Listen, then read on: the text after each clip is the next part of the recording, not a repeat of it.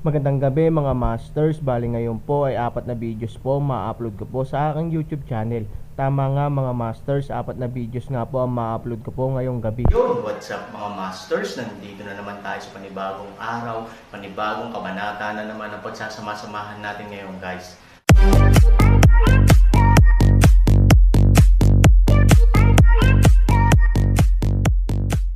Mga masters, okay lang po bang wag nyong skip ang mga ads sa aking mga videos? Salamat po talaga mga masters sa solid na pagsuporta po sa akin. Bali mga masters, kung bago ka pa lang po sa aking YouTube channel, please click the subscribe button, lalong-lalo na po yung notification bell guys, para maging connected pa rin tayo sa isa't isa at maging updated kayo sa mga susunod na pang video.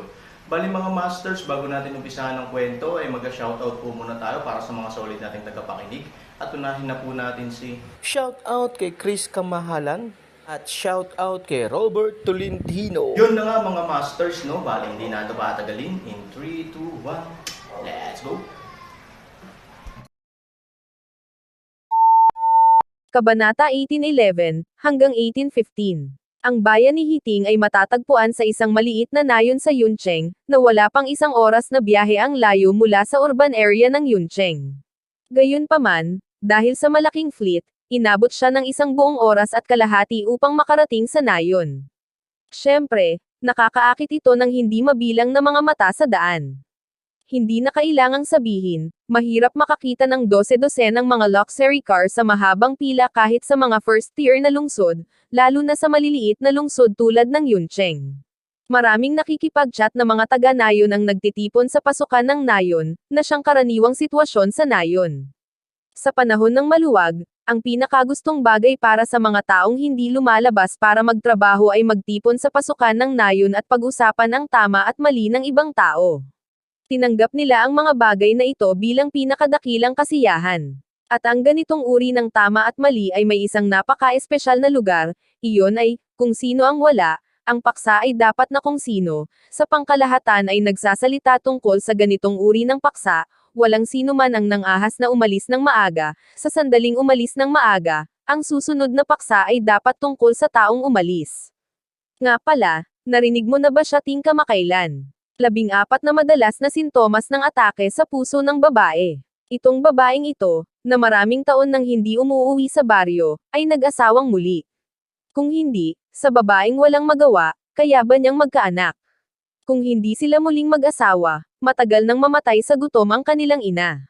Pagkatapos niyang magtanim ng lupa sa buong buhay niya, makakahanap pa ba siya ng trabaho sa lungsod? Ito ay isang napakatipikal na pagpapahalaga sa sarili. Ang mga taong ito ay nagbabantay ng 2 hektarya ng mayabong na lupa, ayaw lumabas upang magtrabaho, wala, kaya natural nilang iniisip na hindi siya mabubuhay ni Ting sa lungsod. Oo, walang bukid para sa kanya upang palagwin sa lungsod. Nabalitaan ko na may ideya si Liu Wei tungkol kay Ting noon, at sa bahay ni Ting sa kalagitnaan ng gabi. Dapat ay may relasyon sila. Liu Wei, hindi, siya ang pinuno ng aming nayon. Kung masangkot si Ting sa kanya, patay na siya. Panipi, who knows? In the middle of the night alone, pwede ba? Sa oras na ito, dumating ang motorcade, at isang grupo ng mga sismosang babae ang nagpakita ng natulala na ekspresyon. Anong klaseng sasakyan ito? Tingnan mo ang atmosphere. May mga sasakyan pa sa likod. Paano kaya ang daming sasakyan na pupunta sa village? Is this a big man coming? How can he so bongga? I'm scared to death. 14 na madalas na sintomas ng bigamining. Sa oras na ito, si Liu Wei ay nasa bahay pa rin at nanunood ng lumang DVD, na nakolekta niya sa loob ng maraming taon. Bukod sa inuman, iyon lang ang hilig niya. Gusto niyang maglaro ng mga trick upang makita itong muli at matutunan ang mga trick. Liu Wei, Liu Wei.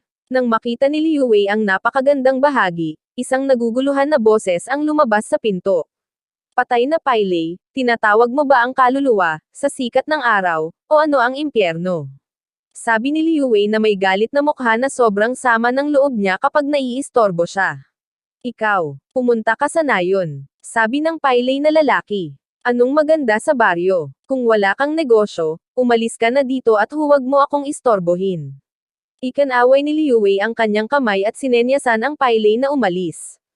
Negosyo, negosyo. Mayroong 12 ng mga kotse sa aming nayon, at lahat sila ay Rolls-Royce sa TV.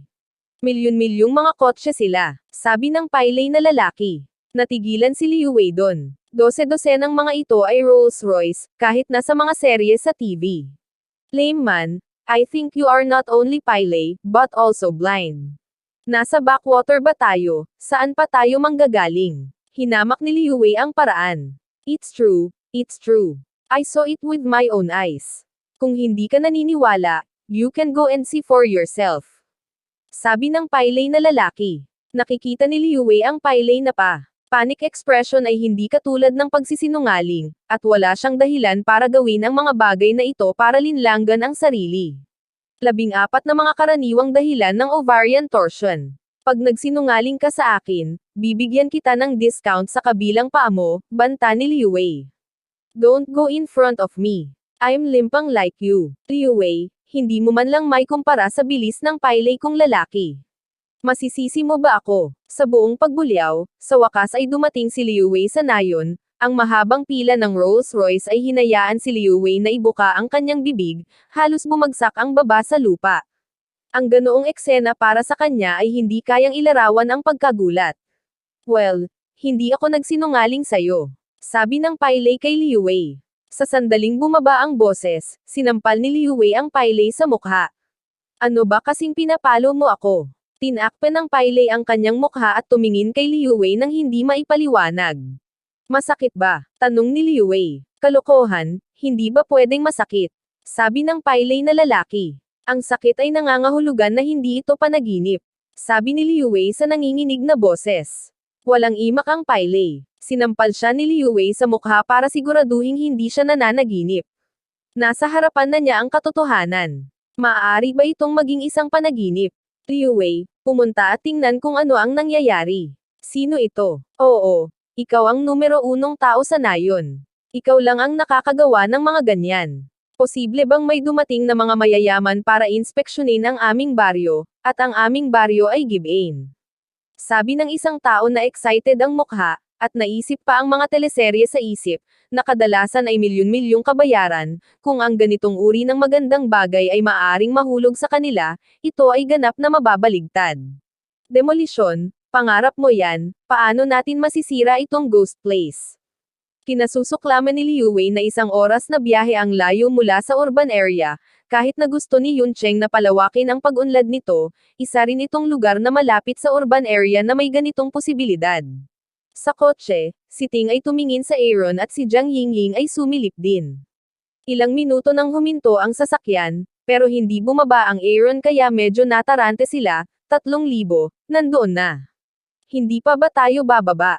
Tanong ni Hiting kay Aaron, huwag kang mag-alala, may darating na si Malubong sa atin. Nakangiting sabi ni Aaron. Sa sandaling bumaba ang boses, lumitaw si Liu Wei mula sa karamihan. Si Hiting ay napakapamilyar kay Liu Wei, at nang makita siya nito, hindi niya namamalayan na nagdikit ang kanyang mga ngipin. Nang mamatay ang kanyang asawa, si Liu Wei ay palaging pumupunta sa kanyang tahanan para sa iba't ibang dahilan, at kahit na may mga walang kabuluhang gawain. Bukod sa mga payo ng mga taga-nayon, bahagi ng dahilan kung bakit siya umalis Ting ay si Liu Wei, ayaw niyang ginugulo ni Liu Wei, sino ang lalaking ito? Tinanong ni Aaron siya Ting, Liu Wei, siya ang pinuno ng nayon dito, sabi ni Hiting. Alam din ni Jiang Yingying ang panliligalig ni Liu Wei sa kanya. Kung tutuusin, teenager pa siya noong mga panahong iyon at mayroon na siyang konsepto ng ganoong bagay, kanina pa niya hinaharas ang nanay ko ng lalaking ito. Sabi ni Jiang Yingying well, maghintay ka muna sa kotse. With that, binuksan ni Aaron ang pinto at lumabas ng kotse. Sa unang pagkakataon na nakita ni Liu Wei ang Aaron, naramdaman niya na ang binatang ito ay pambihira. Siya ay dapat na isang malaking tao sa lungsod. Nakabaluktot ang kanyang baywang. Bagamat karaniwan na siyang nangingibabaw sa nayon, kapag nakatagpo siya ng isang malaking tao, hindi man lang siya nangangahas na huminga.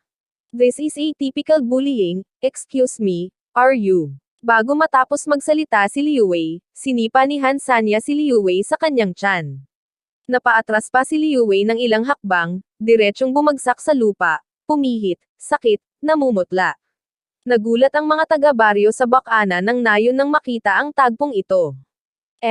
Nagsimulang manlaban ang binata nang makilala niya. May matinding puot ba kay Liu Wei? Sino ang lalaking ito? Hindi ba niya alam ang pagkakakilanlan ni Liu Wei? Ang pagkakakilanlan ni Liu Wei ay isang umutot sa harap niya. Kung titingnan mo ang mga taong ito, kaya ba ito ng mga ordinaryong tao? At 12-12 sila. Kailan ba na-provoke ni Liu Wei ang isang makapangyarihang tao? Sa tingin ko matatapos na siya sa pagkakataong ito. Sa kotse, parehong nagulat ang mag-ina ni Ting nang makita ang eksena. Gusto ko ang karakter ng 3,000. Kung hindi ka masyadong nagsasalita, maaari kang magsimula. Kung ang isang gentleman ay hindi nagsasalita, ito ay walang kaparikan. Nakangiting sabi ni Mo Yang. Pagkatapos ng Aaron kicks, hindi pa sapat. Pagdating niya kay Liu Wei, sumipa siya at sumuntok muli, hanggang sa magsimulang humingi ng awa si Liu Wei, "Stop fighting. Stop fighting." Gumapang si Liu Wei, at si Aaron ay bumukas sa malayo, puno ng gulat na nakatingin kay Han 3,000, "Kilala mo ba siya, Ting?" Sabi ni Aaron. Pakinggan siya ni Ting ng 2 salita, ang mga taga-nayon ay instant na kawali, ang taong ito, kahit nakilala niya si Ting, para sa isang oras, lahat ay may hindi kilalang premonition, alam. Tumanggo si Liu Wei at sinabi, "Narinig kong hinaras mo siya kanina." Malamig na tanong ni Aaron. Nang makita ang pagbabago ng ekspresyon ni Aaron, nagulat si Liu Wei. Halatang dumating si Ting para ipaghiganti siya. Hindi nagtagumpay si Liu Wei sa taong iyon. Lihim din siyang nagpakalat ng ilang balita laban sa kanya Ting. Sinadya niyang ipaalam sa mga tao na nanatili siya sa bahay ni Ting hanggang heteng gabi. Gusto niyang suruan si Ting, ngunit hindi niya akalain na ang isang babaeng nayon ay makakatagpo ng ganoong kalaking lalaki sa loob ng ilang taon. Hinaras ko nga siya, pero mas gugustuhin niyang mamatay kaysa sumunod. Wala akong ginawa, sabi ni Liu Wei. So inaamin mo ang ginawa mo. Han 3,000 tapusin, hakbang-hakbang sa Liu Wei. Fenugreek, 20 mga kahangahangang benepisyo at paggamit sa kalusugan. Si Liu Wei ay natakot sa malamig na pawis at patuloy na sinipa ang kanyang mga binti upang buksan ang distansya sa pagitan niya at Aaron. Nagawa ko, ngunit hindi ako nakarating. Totoo ito. Hindi ako nagsinungaling. Kung hindi ka naniniwala ako, pwede mo siyang tanungin. Mabilis na paliwanag ni Liu Wei. Ano pa ang ginawa mo pagkatapos mong hindi magtagumpay? Patuloy na binubuli ng Aaron si Liu Wei, at hindi ibig sabihin na huminto na. Pakiramdam na ang distansya sa pagitan niya at Aaron ay palapit ng palapit, ang puso ni Liu Wei ay nanginginig sa takot. Alam niyang kahit napatayin siya ng ganoong kalaking tao, hindi iyon big deal. May nasabi din akong masama tungkol sa kanya. Sinadya kong magpakalat ng balita sa akin ang Pailay na iniwan ko daw siya sa bahay noong hating gabi. Sinabi ko rin na pumunta siya sa syudad para maging junior, para ingatan mo, at ibinenta niya ang kanyang anak. Iyon ang sinabi ko. Hindi na nang ahas si Liu Wei na magtago pa. Lumabas siya sa tray at sinabi ng totoo ang sinisiraan niya kay Ting. Ikinagulat nito ang mga taga-nayon.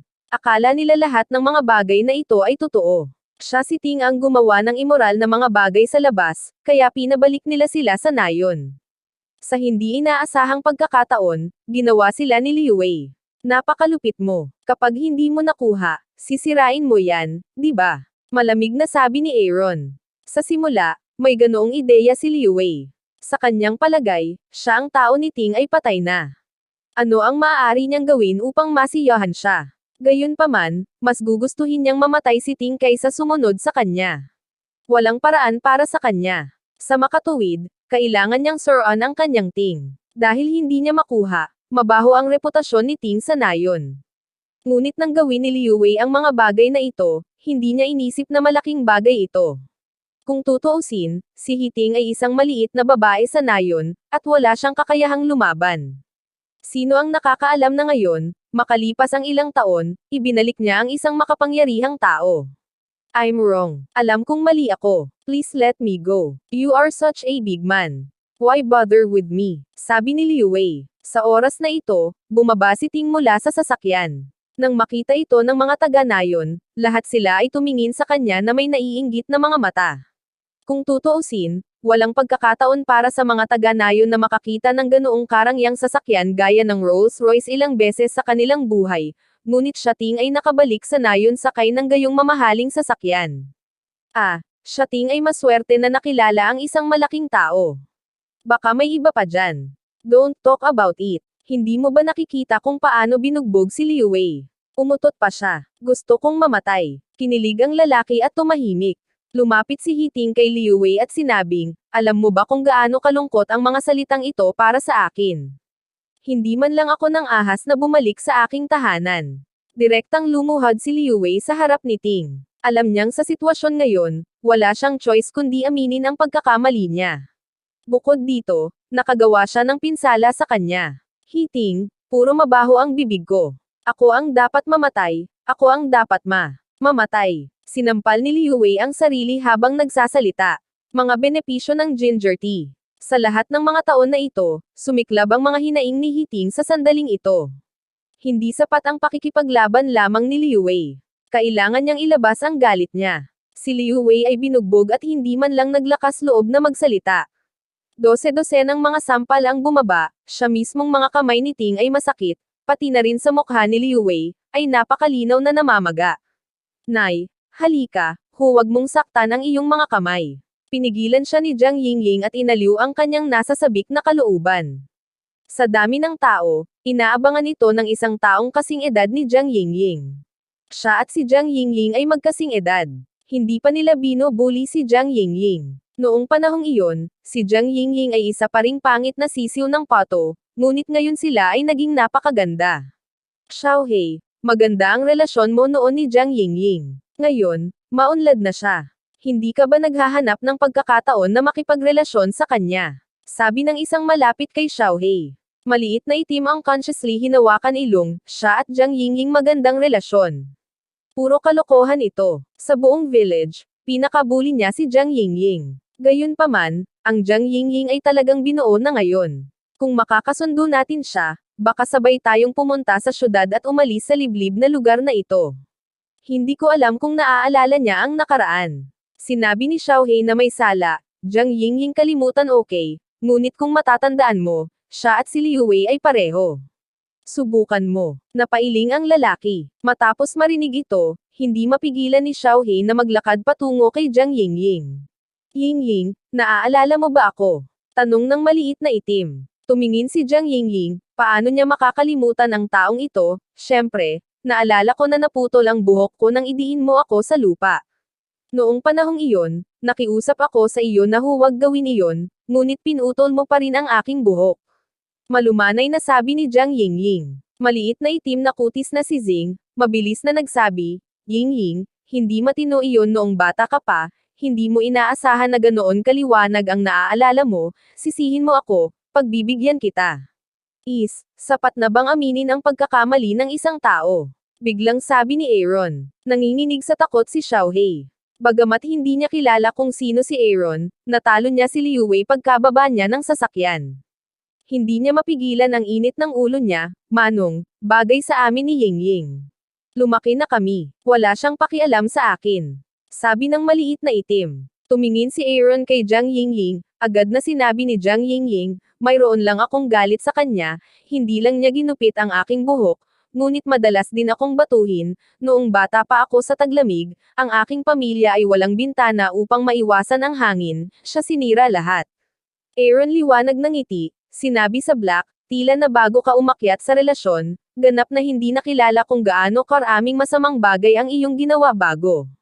Masyadong natakot si Xiaohei na tumingin sa Aaron, kaya kinailangan niyang sabihin kay Jiang Yingying, Yingying, noong bata pa ako, hindi ko alam kung ano ang gagawin. Kailangan mo bang maging masyadong makulit? Paano tayo lalago up together? Gusto mo bang gantihan kita? Bago magsalita si Jiang Yingying, hinawakan ni Aaron ang leeg ni Xiaohei at sinabi sa malamig na boses, hindi ito paghihiganti. Ibinabalik lang nito ang sakit na dinala mo sa kanya noon. Lalong nahihirapang huminga si Xiaohei. Alam niyang walang kwenta ang magsabi ng kahit ano kay Aaron. Si Jiang Yingying lang ang handang palayain siya, maiiwasan niya ang sakit ng balat at laman. Yingying, please let me go. Childhood friends kami. Small black flustered say, bobo talaga itong maliit na itim na ito. Dahil alam niyang napakaraming immoral na ginawa niya, naglakas loob siyang magkusa na ipadala sila sa pintuan. Hindi mo alam ang karakter ni Xiaohei. Ngayong nakita niyang umunlad si Jiang Yingying, makaligtaan ba niya ang pagkakataong ito na makisali? Kaya nga ang pagnanakaw ng manok ay hindi kumakain ng kanin. Nararapat sa iyo iyan. Walang sino man sa mga taga-Nayo nang nakikiramay kay Xiaohei, dahil alam nilang lahat ang layunin ng relasyon ni Xiaohei. Sayang naman ang ginawa niya noon. Mamamatay na lang siya kapag nabangga niya ito, Kuya Aaron, hindi kita kailangan. Ako na mismo ang pupunta. Sabi ni Jiang Yingying. Ngumiti si Han Sanchen at pinakawalan si Xiaohei. Kung paanong natuwa si Xiaohei na maramdaman iyon sa lakas ng isang babae, higit sa lahat, nakaramdam siya ng sakit. Biglang lumipad pabalik ang kanyang buong katawan. Sa proseso, naramdaman ni Xiaohei ang isang nakasusuklam na sakit na nagmumula sa kanyang dibdib. Lumilipad ng 10 metro ang layo, si Xiaohei ay bumagsak sa lupa, na nagtaas ng alikabok sa buong kalangitan. Nang makita ng mga taga-Nayo ng eksenang ito, lahat sila ay natigilan. Walang nag-iisip na si Jiang Yingying ay may napakalakas na lakas kaya siya talunin ng isang malaking buhay na lalaki, si Xiaohei, ng isang suntok. Ito ay hindi ako nasilaw. Dahil doon, pinaikit ng lalaki ang kanyang mga mata at hindi makapaniwala. Maraming tao ang gumagawa ng parehong aksyon, hindi rin sila makapaniwalang may ganoong kalaking lakas si Jiang Yingying. Yun na nga mga masters, no? Bali panibagong kabanata na naman yung natapos natin ngayong gabi. Muli, maraming salamat po talaga sa walang sawang suporta po sa aking YouTube channel na talagang inaabangan niyo po ang bawat upload ko po. Bali mga masters, magkita-kita ulit po tayo bukas ng gabi at ngayon po ay magpapaalam po muna tayo. Bali mga masters, bye-bye!